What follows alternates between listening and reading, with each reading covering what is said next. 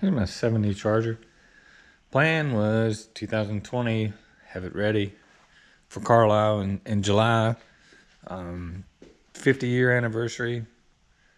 But as you can see, it's not ready. Everything gets delayed, right? I did rebuild the front end on the driver's side. Converted to disc brakes. Still got to do passenger side. Get it put back on the ground. I got a 440 block for it. It's all rebuilt, ready to go. Originally, it was a big block 383, 2-barrel automatic car. Plum Crazy's original color. Went ahead and redid everything Plum Crazy. It's got a black vinyl top put on it.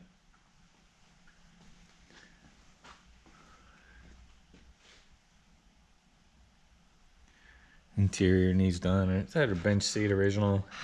I'm gonna keep it a bench seat car. I like bench seats.